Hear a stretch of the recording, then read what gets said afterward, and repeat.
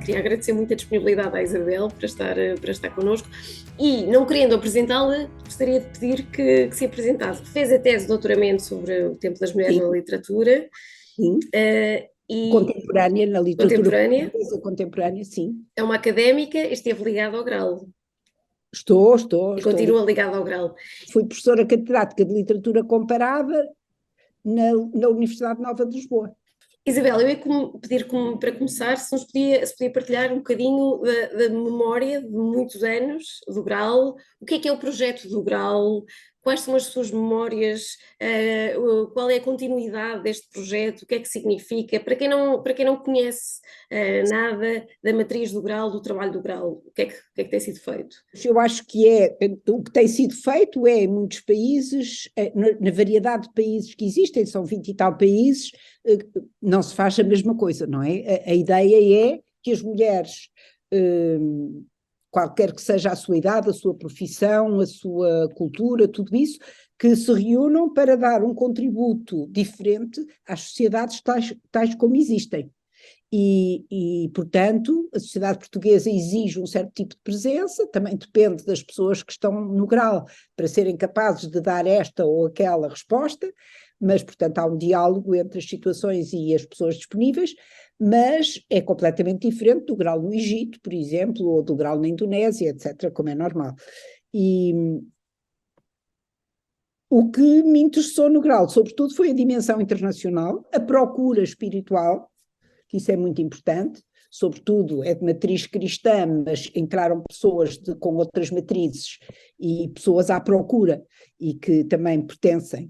A ideia de ser um grupo de mulheres e fazer uma luta feminista por direitos e tudo isso, existe também no Grau, e muita gente do Grau está, sobretudo, interessada nisso, não é o meu caso, não foi o meu caso, mas eu estou mais interessada sobre o contributo, o possível contributo das mulheres, se há ou não uma dimensão feminina que seria de cultivar ou de até pescar ao longo da história. A história foi feita sobretudo por homens e marginalizou as mulheres, e as mulheres nessa marginalização ficaram quase sempre sem voz, mas ao mesmo tempo aprenderam algumas coisas. Foi feita sobretudo por homens ou foi contada sobretudo por homens? Foi feita sobretudo quer dizer, a história pública foi feita Exato. sobretudo por homens, sim. Isabel, falávamos do Grau e é Sim. impossível falar do Grau sem falar de Maria Lourdes Pintacil. E se a Isabel pudesse fazer um apanhado de algumas das questões centrais sobre a ética do cuidado, o que acha mais pertinente, o que é mais pertinente nos dias de hoje para os desafios que enfrentamos, como é que o pensamento de Maria Lourdes Pintacil pode contribuir. A questão do cuidado, as questões ambientais, a questão todas as questões que ela enumera e enuncia sobre a não neutralidade da ciência e da tecnologia, todos os perigos potenciais que a expansão da técnica levanta, por exemplo, o que acha que é de profunda atualidade e de profunda pertinência para os dias de hoje e que pode servir como, de alguma forma, bússola muito para além do tempo em que foi escrito. Sim, portanto, isso mesmo que a Maria João nomeou agora, não vou repetir, são elementos fundamentais e que eu acho que foram fundamentais. Esses elementos foram, sobretudo, definidos por ela na década de 80, 90, não é? Embora ela, nessa altura, já fosse bastante crescida, portanto, ela começa a pensar e a produzir pensamento muito mais cedo. E eu destacaria desse tempo anterior uma noção fundamental e que para hoje parece uma noção trivial, mas não está assimilada, que é o objetivo de tudo, e da ação política em primeiro lugar, é o bem comum, que ela definiu nos anos 60, quando foi o grande Congresso da Ação Católica da JUC.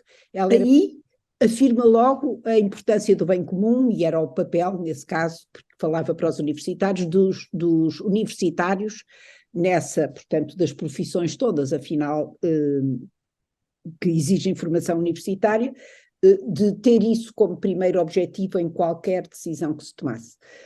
Parece-me que isso é de uma atualidade extrema e de uma exigência ética imensa, e para ela isso foi sempre, eu acho que também foi muito tudo o que era ligado a uma visão, que é uma visão cristã da vida. Foi isso que a motivou para ter cargos políticos, etc.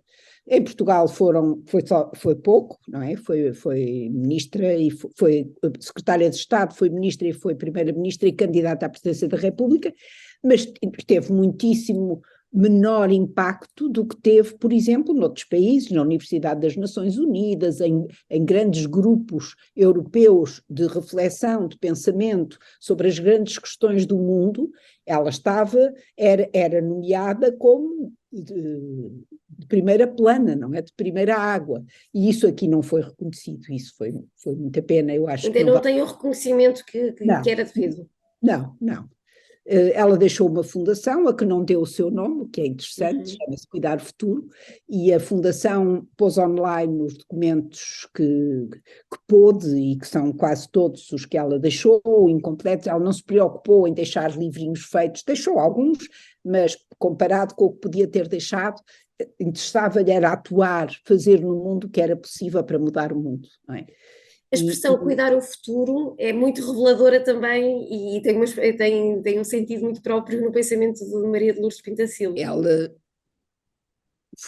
era amiga da Carol Gilligan, foram amigas e ela viu essa expressão nela, Carol Gilligan, mas depois ressemantiza a palavra e dá-lhe de facto mais profundos conteúdos, porque a Carol estava sobretudo preocupada com a adolescência e com o cuidado, ela era psicóloga e estava preocupada com isso, e a Maria de Lourdes viu isso como uma atitude perante o mundo, não é? Perante a política e as políticas do mundo.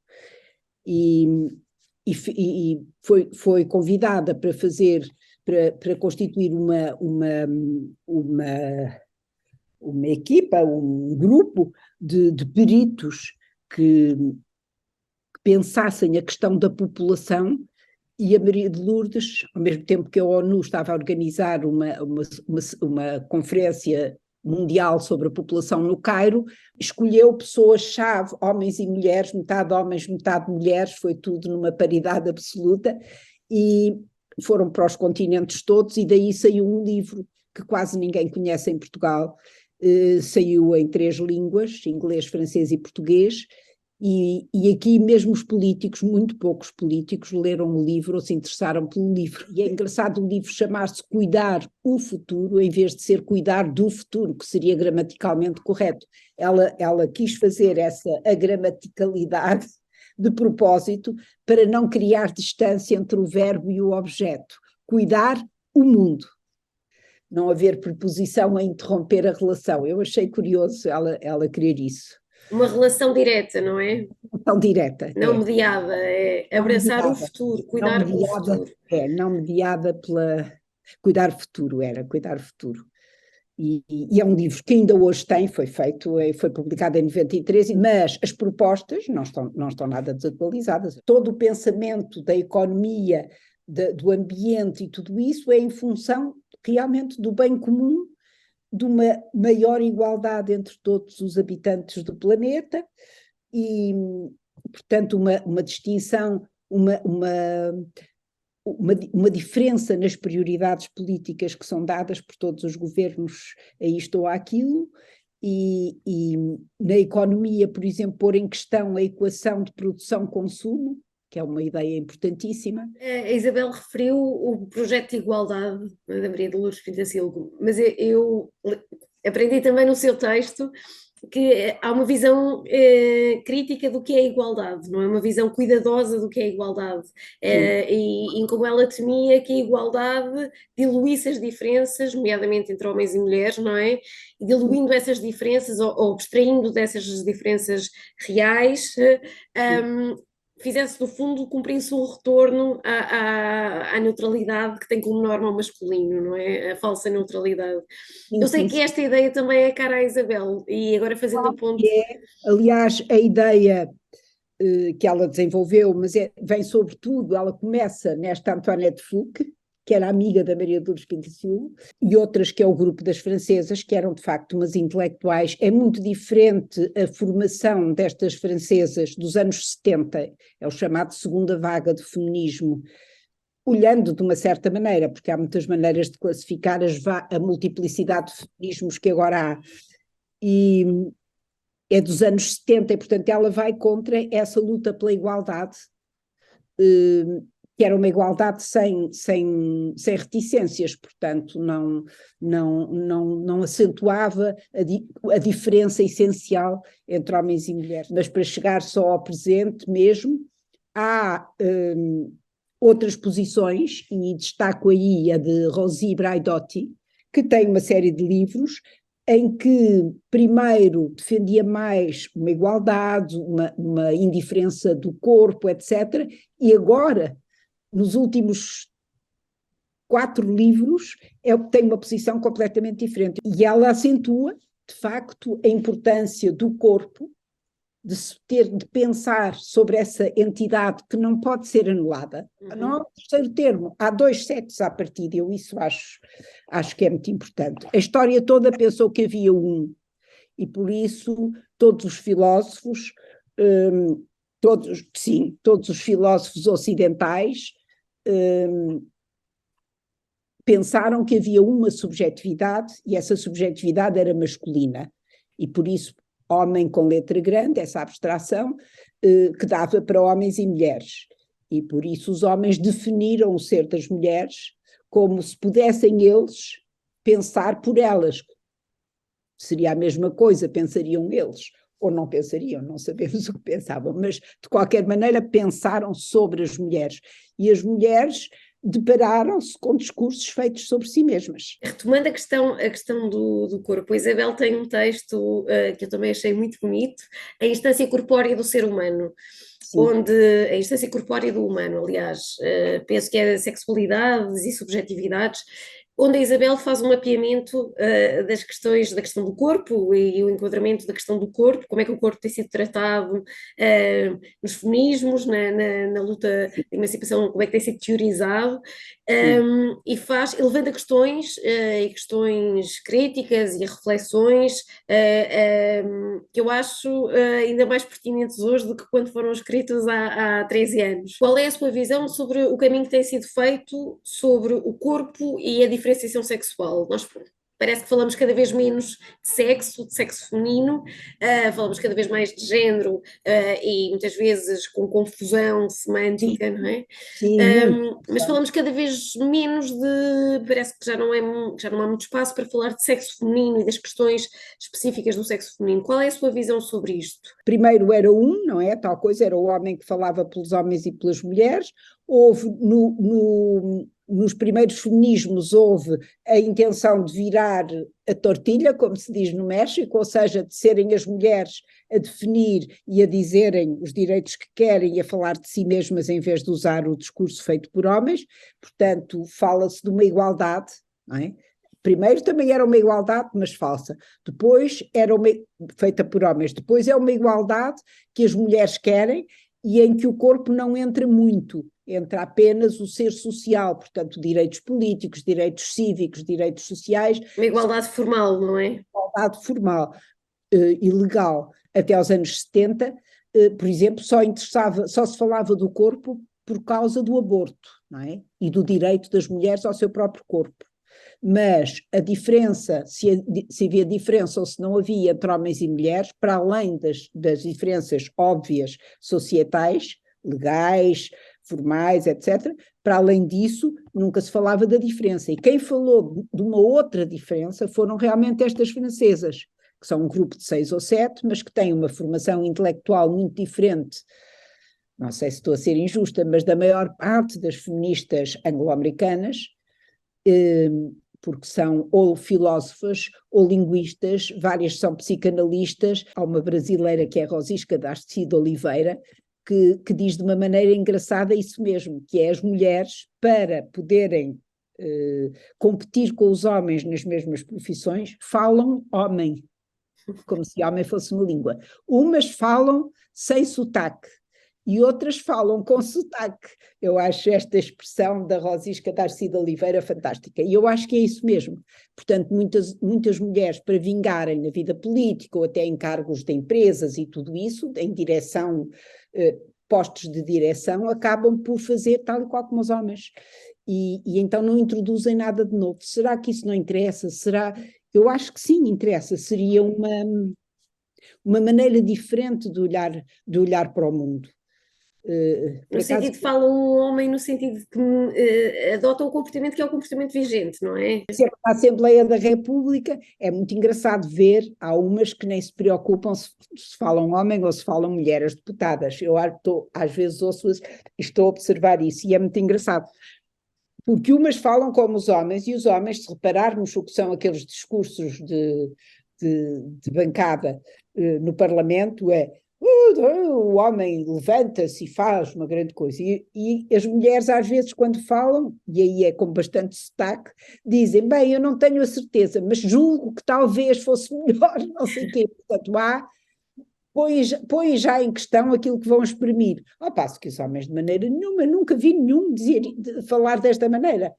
Não há, talvez eu não tenha razão, não há. Afirmam-se, não é?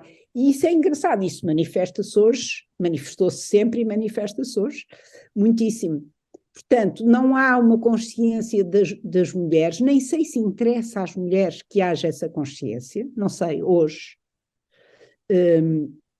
de terem um cuidado diferente perante as grandes questões da política, as grandes questões da vida, as grandes questões da sociedade. Não sei se pensam isso ou se acham que não interessa, o que interessa é fazer que elas sabem fazer, educadas numa cultura de dominação masculina, que ainda todos somos.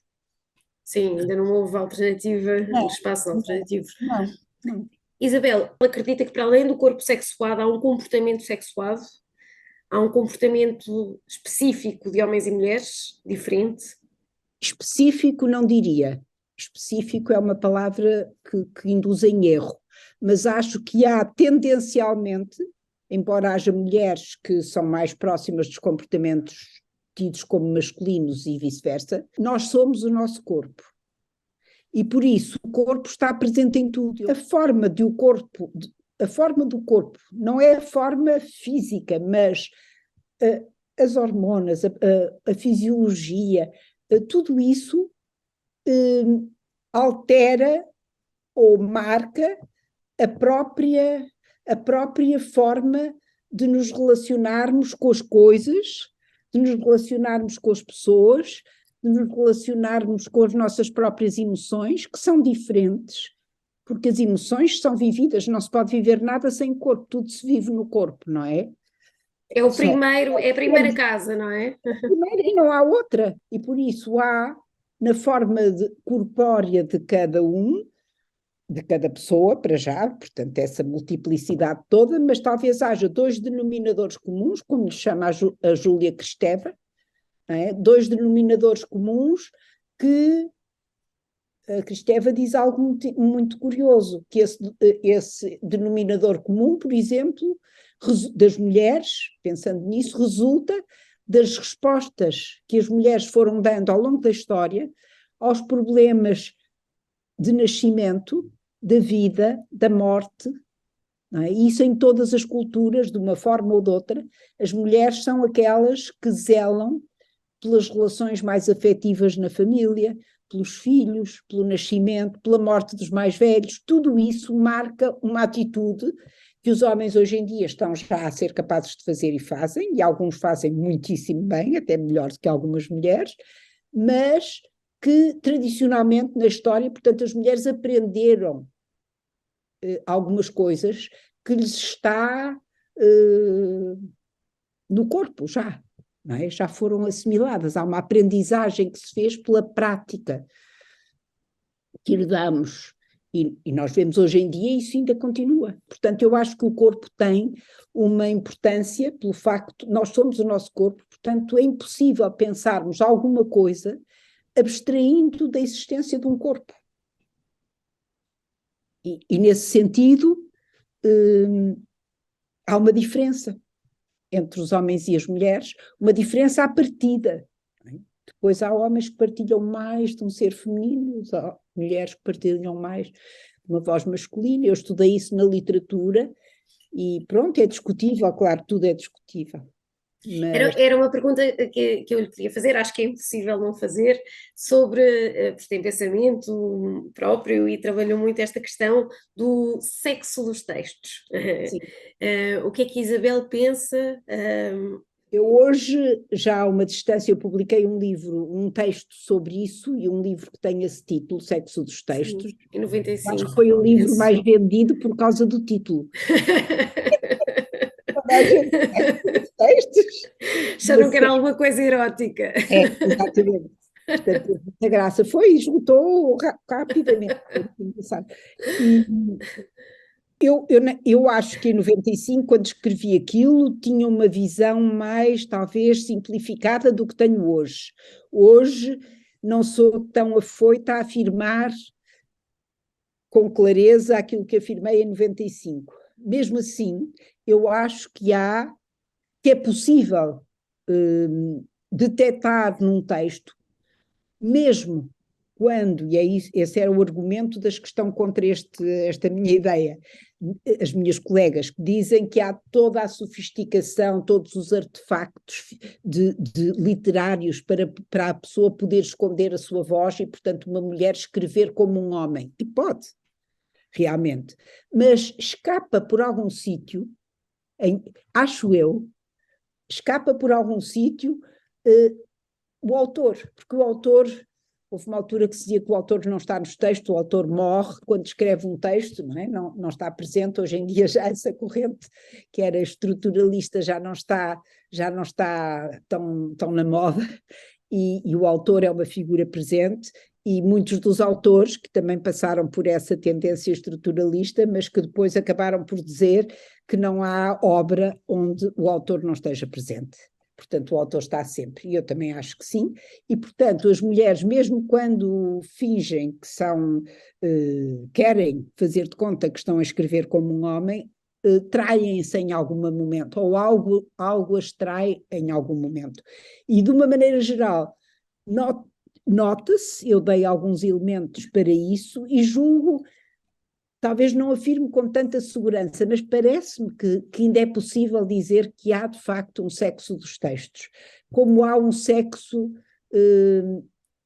na arte, em qualquer arte.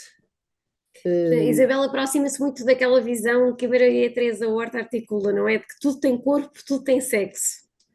Eu acho isso, mas não me aproximo muito das ideias feministas que ela tem. Mas sim, nessa afirmação, acho que sim, tudo tem um corpo e tudo é marcado. E o corpo é sexuado, portanto, tudo é sexuado. Eu acho que tudo é sexuado. Isso A acho que experiência do mundo passa sempre a pela. experiência do mundo passa. E, portanto, quer no vocabulário que se usa, claro que a pessoa pode rejeitar e dizer eu vou fazer de outra maneira, pode, e está a brincar, mas se não houver essa intenção de fingir que não é, o ser passa através da escrita ou através de qualquer arte, através de qualquer ação, eu acho que sim. Agora, estou perfeitamente consciente que tenho colegas na universidade, então nos Estados Unidos eu vivi lá há 5 anos, quase todos, contra, não é? E que acham que não, acham que é tudo igual e se ainda não é, é porque as mulheres ainda não estão suficientemente libertas, porque vai ser tudo igual. E eu acho que não, pode ser até que venha a ser tudo igual, mas acho que é uma pena perder a riqueza que é a diversidade. Portanto, esta ideia de dois denominadores comuns que depois se multiplicam em miríades de pessoas, todas diferentes, não é? Acho que para mim é fundamental. E vem-me, a Maria de Lourdes também ia por essa linha, e a mim vem-me muito também pelas autoras francesas. A Isabel pensa que as diferenças não são sobretudo sociais, ou não são apenas sociais, não é? Não decorrem só da socialização. Sociais são enormes, não é? Não, mas não decorrem só da socialização, Não. Não. Eu as acho que diferenças de as comportamento. diferenças que existem decorrem da história e da cultura, e das mulheres são mais calminhas, ou choram, ou não sei o quê, os homens não. Esse tipo de diferenças tradicionais que é abominável, Estereotipadas, claro.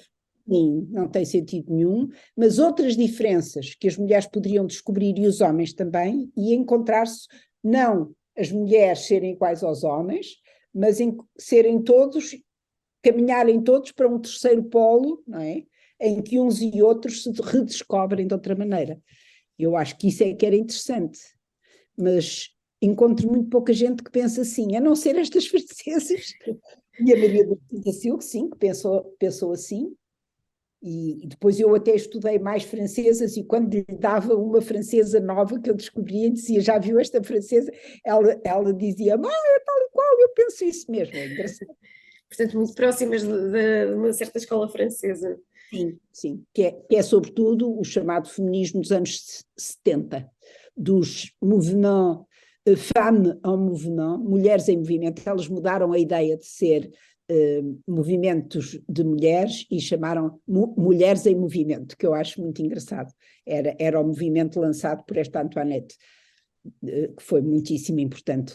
Foi na sequência do maio de 68 em França, aquele movimento dos estudantes, que alterou muitíssimo culturalmente as coisas, e nessa sequência elas pensaram isto também com alguns homens filósofos, com o Derrida, com o Deleuze, com o Guattari, com o Foucault, Michel de Foucault, e ainda outro que agora não me lembro, mas eles eram amigos e até têm livros em conjunto. É um grupo engraçadíssimo e que eu acho que em Portugal praticamente ninguém conhece. Nenhuma delas que eu saiba está traduzida. Só o Foucault entrou, não é? Praticamente. Sim, o Barthes também entrou em português. Entraram os homens, é muito curioso. Sim, sim. Elas têm uma escrita diferente, uma escrita menos, embora muitos deles também tenham uma escrita mais fluida, mas tem mais sistemática, a francesa, d'abord, deuxièmement, troisièmement, é tudo por ordem, elas não. É um pensamento mais solto e feminino, que é muito curioso, que eu acho que é feminino, porque as mulheres, por exemplo, e a gente diz feminino porquê? As mulheres atendem a muitas coisas ao mesmo tempo. Passa um gato, a certa altura diz-se à filha, olha, telefona lá a dizer se o pai já chegou, ou se está longe ou não, vai-se apagar a sopa, e tudo isto numa conversa intelectual, e a mulher faz isto, as mulheres em geral fazem isto com grande facilidade, ou seja, muitas coisas ao mesmo tempo. Também lhes é imposto, não é? É imposto que elas atendam... Sim, desde sempre. Não são resultantes de ter um determinado corpo, isto Claro. é uma determinada vida que se criou nas sociedades, mas aprenderam qualquer coisa que dá muito jeito, que são capazes de lidar e pensar numa linha, ao mesmo tempo responder a outra coisa noutra, e os homens raramente são. Em geral não me interrompas, senão já perdi o fio. Então, é muito frequente, mesmo colegas meus. Olha, não te importa, tu não te importas que eu falo até ao fim, senão depois... Só lhe posso agradecer. Foi uma conversa maravilhosa, agradeço-lhe muito a disponibilidade, foi um gosto enorme.